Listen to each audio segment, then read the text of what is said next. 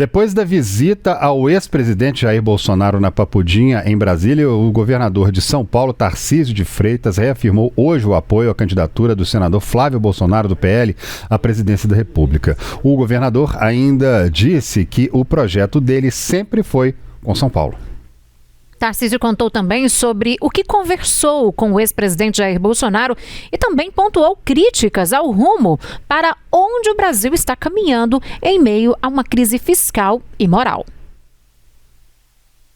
Bom, então uma visita que a gente tinha se programado já há algum tempo para fazer. Eu queria muito transmitir meu abraço, minha solidariedade ao presidente Bolsonaro, dizer para ele que nós estamos juntos, falar do meu apreço, falar da minha gratidão, e disse para ele que eu tinha uma tarefa aqui muito difícil, que era transmitir, e eu não ia conseguir me lembrar de todos os abraços que foram pedidos para eu trazer aqui para ele, a transmitir um abraço de muitas pessoas. Toda vez que eu faço um evento, lá com o nosso público em São Paulo, lá no interior, são milhares de pessoas que pedem: olha, leva o meu abraço para o Bolsonaro, transmite um abraço para ele, diz que a gente está orando por ele, diz que a gente está pedindo por ele. Então é impressionante o carinho das pessoas, e eu queria, de certa forma, ser um pouco porta-voz desse carinho, falar do que as pessoas estão sentindo, falar da saudade que as pessoas têm dele, e transmitir, de certa forma, isso para ele, o amparo, dizer que tem uma massa de brasileiros que torce por ele, que ora por ele, que quer o melhor para ele, que tem carinho por ele, né? E eu me incluo nesses brasileiros, e eu queria transmitir isso no dia de hoje, e esse foi um pouco do objetivo da visita, ver como é que ele estava, transmitir meu carinho, transmitir meu abraço, falar que ele pode contar conosco, né? Que ele vai ter sempre aqui um grande amigo. A presidência, ele falou alguma coisa? Ele falou? Olha, a gente conversa sobre isso desde 2023, que meu interesse é ficar em São Paulo. Isso aí não tem controvérsia nenhuma. Eu tenho uma linha de coerência. Eu falei lá atrás que eu tenho um comprometimento com o Estado de São Paulo. Eu sou grato ao Estado de São Paulo por tudo que o Estado me deu, pela confiança que depositaram em mim. A gente tem um projeto que é de longo prazo. Nós temos planejamento aí em diversas áreas de longo prazo. Eu quero ver esses projetos se materializando. Tem coisas que a gente mesmo, eventualmente, tendo um segundo mandato, a gente não vai entregar, mas a gente está planejando. Então, planejamento de Estado. Quando você fala em política habitacional, em substituição de palafita, a gente está falando em política de longo prazo. Quando a gente fala na expansão do transporte metroferroviário, a gente está falando em projetos de longo prazo. A gente sempre se preocupou com uma palavra que é legado. E a gente vai trabalhar para construir esse legado.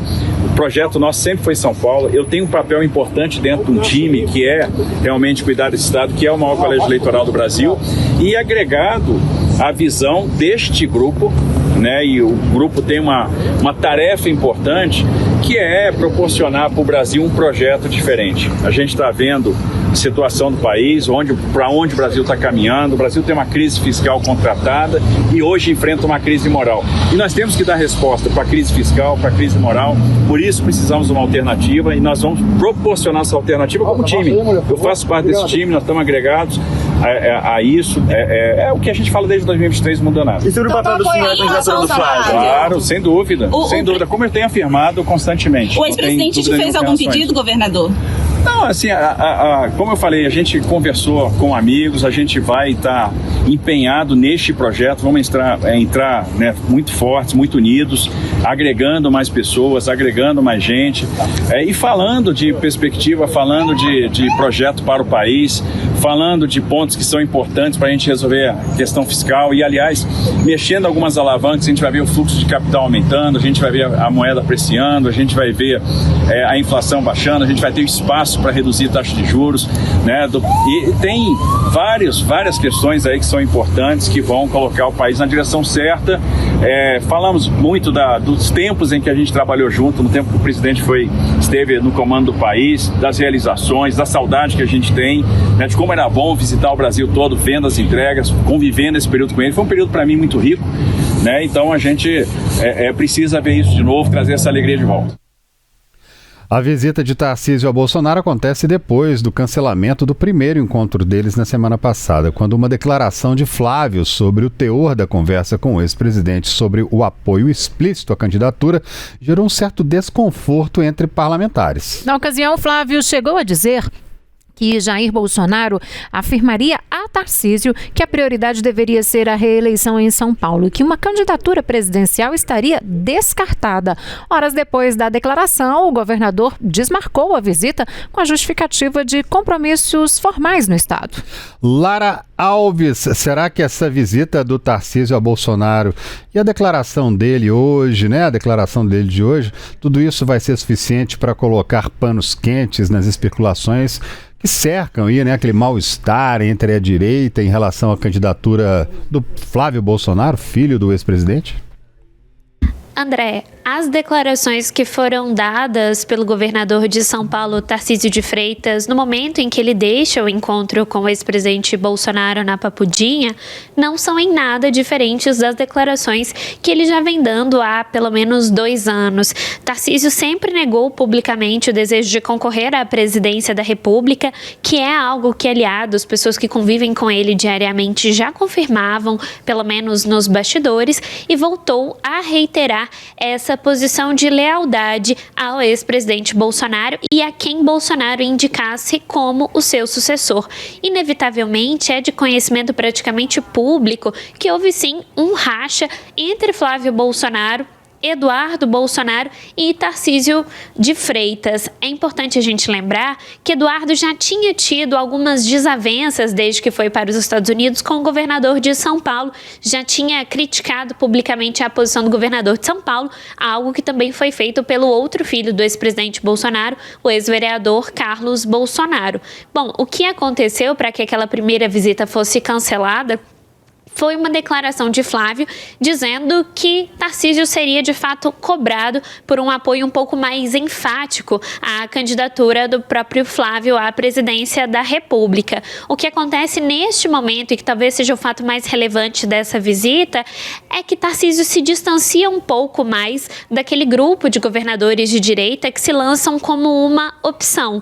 Hoje esse grupo está dividido especificamente em 2 núcleos. O primeiro deles, isolado, que é o do governador Romeu Zema, que tem dito em manter uma candidatura solitária e uma candidatura que ele promete manter até o final das eleições, indo pelo menos ali até o primeiro turno, e o outro grupo que foi um núcleo construído pelo presidente do PSD, Gilberto Kassab, que agora se solidificou com a entrada, a filiação do governador de Goiás, Ronaldo Caiado, ao PSD. Portanto, esse grupo agora com Ronaldo Caiado, Eduardo Leite, governador do Rio Grande do Sul, e o governador do Paraná, Ratinho Júnior.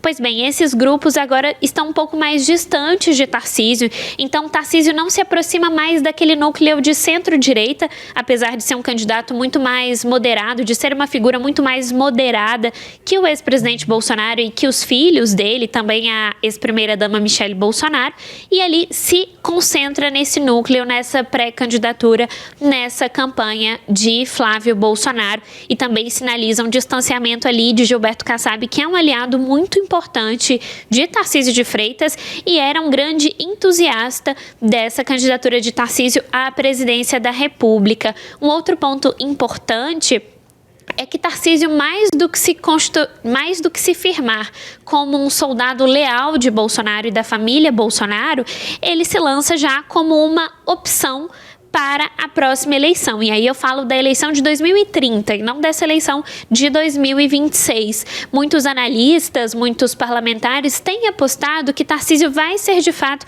o candidato dessa centro-direita nas eleições de 2030. Então, portanto, ele cumpre mais esses 4 anos de mandato que ele terá se for reeleito governador de São Paulo e surge como uma alternativa mais viável para esse campo da centro-direita em 2030. Mas, em termos práticos, ainda não dá para dizer o que significou essa visita de Tarcísio à Papudinha. A gente precisa saber como serão as próximas semanas para entender como isso vai reverberar na postura de Tarcísio em relação à pré-candidatura do Flávio Bolsonaro. Tá certo, Lara. E o ex-vereador Carlos Bolsonaro também visitou o pai hoje na Papudinha, em Brasília. Ao sair, ele fez um post nas redes sociais falando da situação do ex-presidente. Vamos ver, portanto, o que disse Carlos Bolsonaro, ex-vereador, nesse post depois de visitar o pai. Olha só, ele disse o seguinte: saio neste momento da Papuda, em Brasília.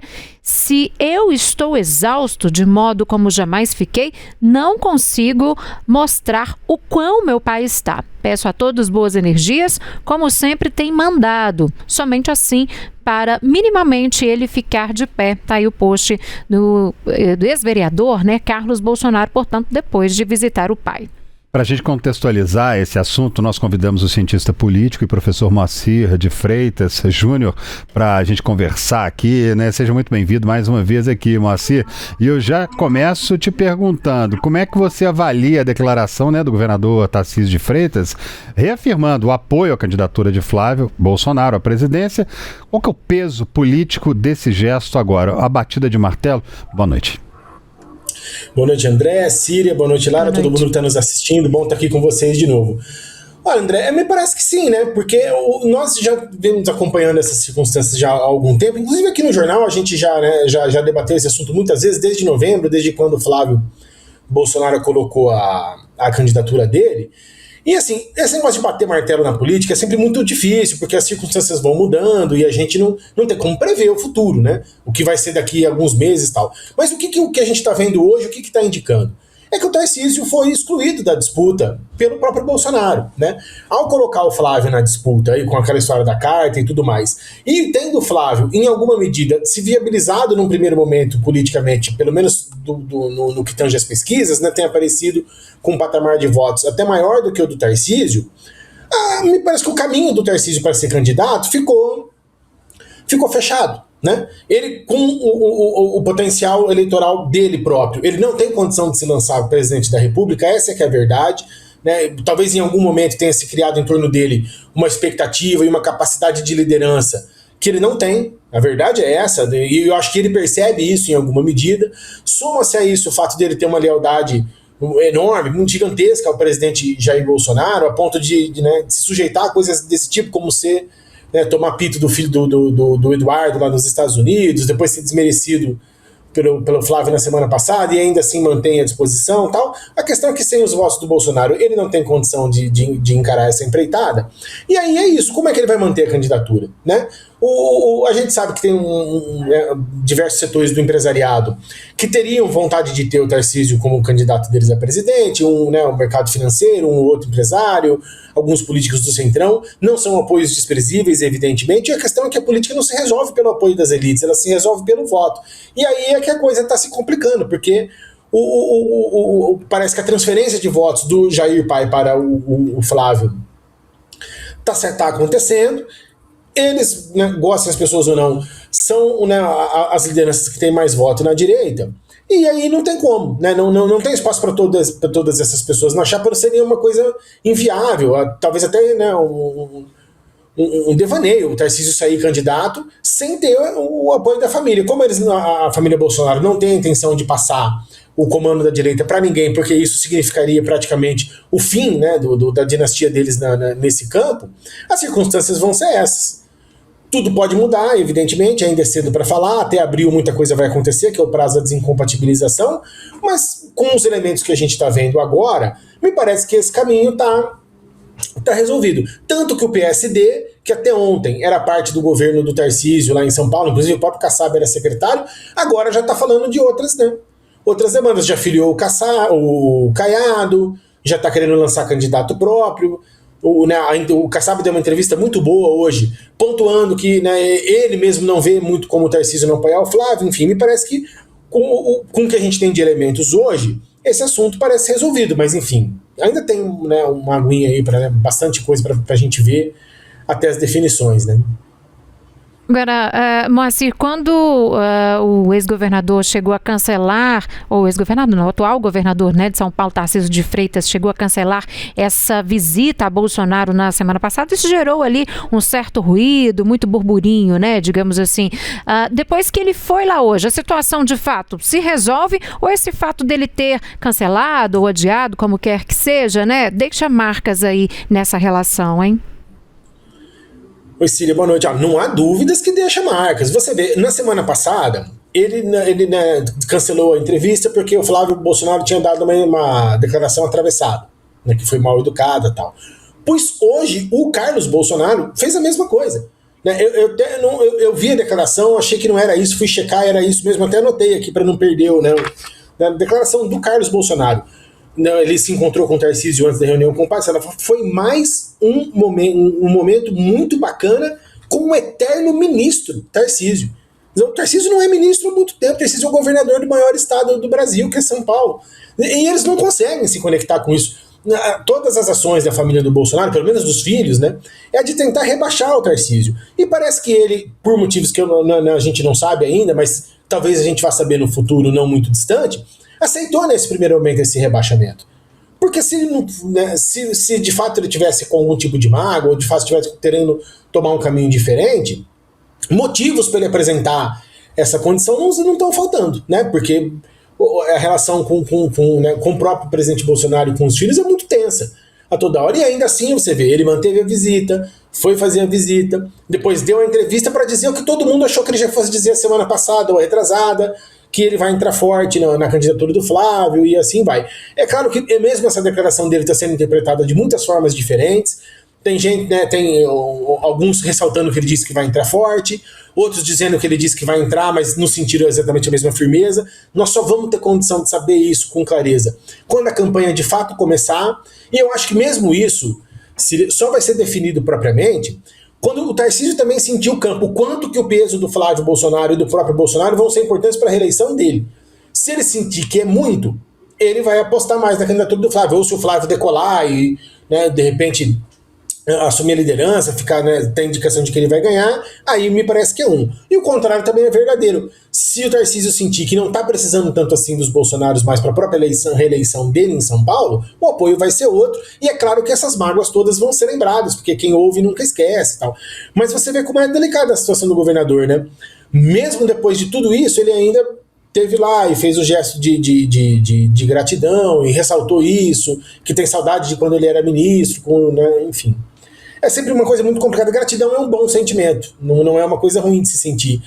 Mas para quem está nessa, né, com pretensões de ser o presidente da República, como é que você administra tudo isso, né? Um pouco difícil, assim. Me parece que no momento não está, né, não tá muito claro ainda o que ele vai fazer. Agora, só o tempo vai dizer se ele vai apoiar com muita força ou com pouca. Eu acho que ele vai fazer isso mais pensando nele também do que em outra coisa qualquer, né?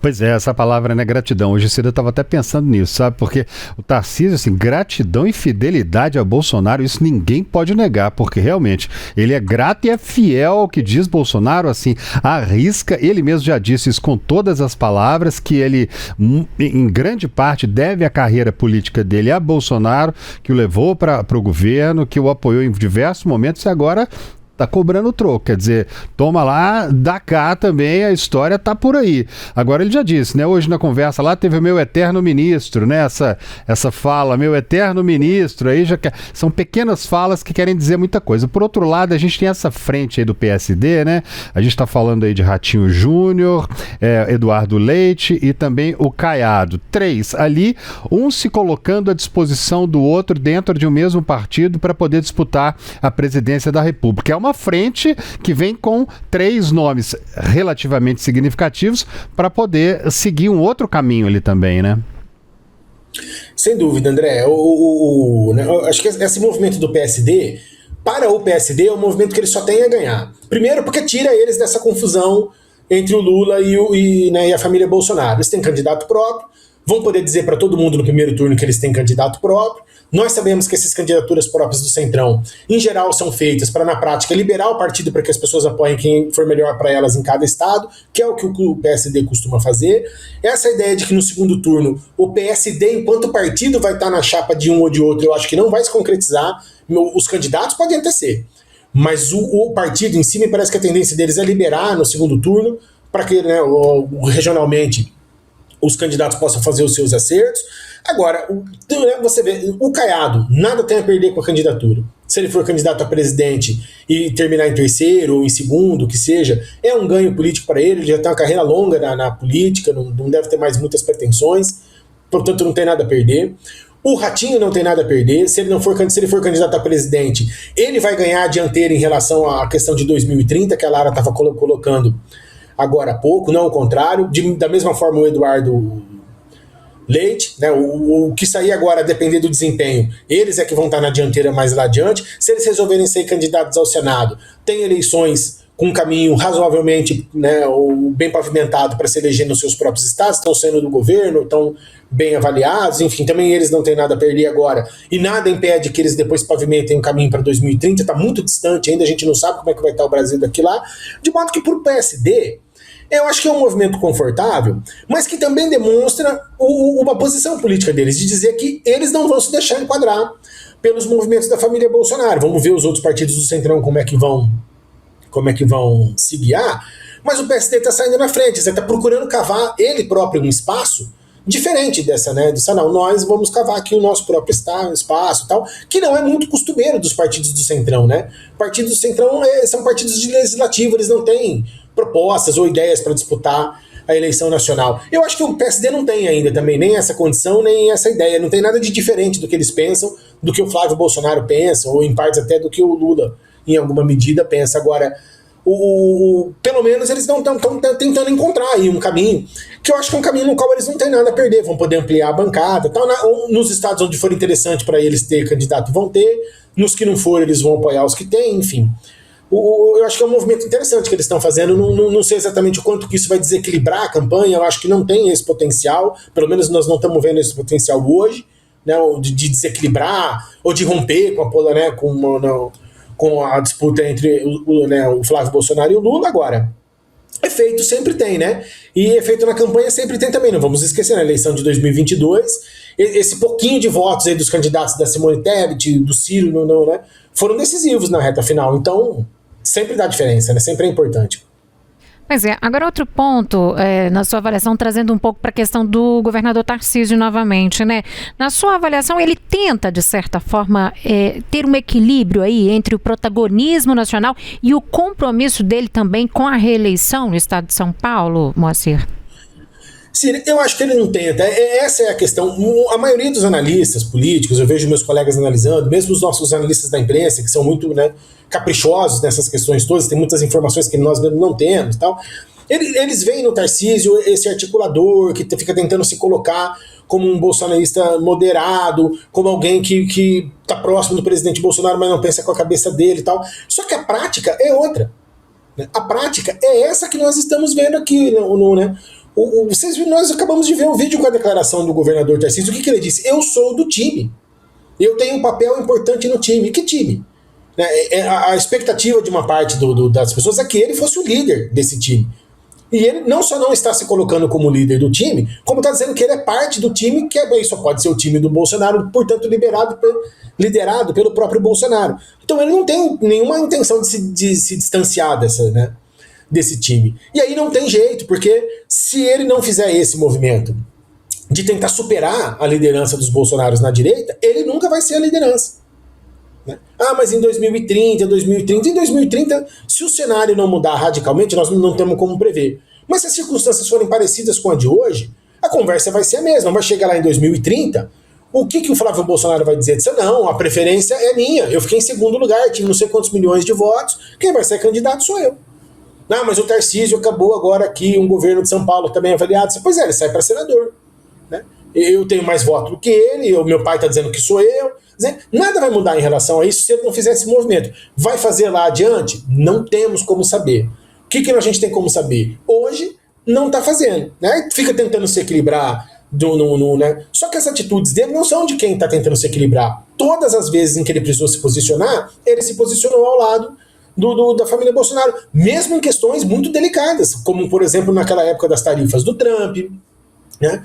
com avaliações que são sempre muito negativas em relação ao STF. Não é o que você espera de um político ponderado, é o que você espera de um político mais histriônico, como são os bolsonaros. É um estilo, não é errado nem certo, mas ele precisa escolher, né? O que caminho que ele está. Me parece que agora ele já escolheu, que ele está do lado da família Bolsonaro. Amanhã é outro dia, a gente não sabe, mas hoje eu não vejo assim, ele tentando se distanciar deles exatamente, porque é a prática que diz, né, o que a gente efetivamente quer, não é o que a gente diz, mas é o que a gente faz. E aí, quando a gente vê o comportamento dele, parece que não é isso que ele está buscando agora, né? Agora, Moacir, para finalizar nossa conversa, o Haddad, inclusive, já anunciou, né, que vai sair do governo para se dedicar aí, segundo ele, à campanha do presidente Lula, mas a gente sabe que há uma pressão por trás também ali para que ele seja, de fato, o candidato lá em São Paulo, né? E aí, no caso de Haddad entrar nessa briga, entrar nesse embate, em quais as perspectivas entre ele e Tarcísio de Freitas em São Paulo? Síria, eu acho que o Haddad, por mais que diga que não quer, não vai ter muito como não querer, assim, porque o presidente Lula vai exigir, né, do ponto de vista político, que ele saia candidato. Para a campanha do presidente Lula, é fundamental ter um candidato que tenha condição de disputar em São Paulo, em Minas e no Rio de Janeiro, porque são, né, é a região do Sudeste, concentra muito voto, concentra muito poder, e é uma região onde o presidente Lula não está, né, já não vem bem há muito tempo. Então, alcançar um mínimo de equilíbrio aqui é fundamental para o projeto de reeleição dele, e aí não tem jeito. O nome que o PT tem em São Paulo é o Haddad. Né? Muitas outras hipóteses estão sendo tentadas, como, por exemplo, o vice-presidente Alckmin se dispor a ser ele o candidato. Seria um acontecimento. Tem gente dizendo da Simone Tebet transferir o título dela para São Paulo e ela ser a candidata. Também, me parece que também teria algum tipo de repercussão. Agora, para Simone Tebet fazer esse movimento eu acho mais difícil. Não é impossível, não acho que isso vai ser descartado, mas seria um movimento muito complicado, né? Mudar de domicílio, tomar pé disso tudo, a gente já está em fevereiro, a campanha é em outubro. Para o vice-presidente Alckmin, me parece que para ele não é um bom negócio, está tá montada a chapa, né? Uma parceria que deu muito certo, então eu não sei se ele teria interesse em fazer isso. E o nome do Haddad já foi testado, né? Não tem 4 anos ele disputou a eleição com o Tarcísio, chegou em segundo. Não vamos nos esquecer que ele perdeu no interior, mas ganhou em São Paulo, na cidade de São Paulo. Ele né, o presidente Lula ganhou a eleição, o Haddad chegou pertinho. Então é um candidato que tem condição de se viabilizar. Se vai ter condição de superar o Tarcísio, isso é muito difícil de dizer. Disputa de reeleição sempre é muito, né, muito mais forte, um caminho mais aplainado para quem está no governo. O Tarcísio tem voto em São Paulo, isso não se pode negar. Então, se o Haddad vai ter condição de ganhar, é cedo para dizer ainda. Agora, condição de disputar ele tem, e para o presidente Lula é importantíssimo que ele dispute. Né? Olha a falta que faz se você tem um nome de peso do time do Lula aqui em Minas. Você tem que ficar fazendo mil com ponderações, pontes e tal, porque você não tem um nome que galvaniza, né, que possa representar o Lula no seu estado. Né? Em São Paulo, o PT tem. Então, me parece que abrir mão desse ativo seria uma coisa meio, né, perigosa, assim. Agora, pode ser que ele não saia mesmo, ele está dizendo que não quer, mas a gente conhece os políticos, né? Todos eles dizem que não querem, mas na hora do vamos ver, vão sair, né? O fato é que ainda tem muita água para rolar debaixo dessa ponte, exatamente, né? Sim. Tem muito conteúdo para chegar para a gente até lá, às vésperas dessas eleições de 2026. Moacir, muito obrigada mais uma vez, viu, Moacir Freitas Júnior, por estar conosco aqui no Tempo News nesta quinta-feira, fazendo essa análise de todos esses movimentos da direita, e até uma próxima oportunidade. Obrigado, Síria. Um abraço para você, para o André, para a Lara. Até a próxima.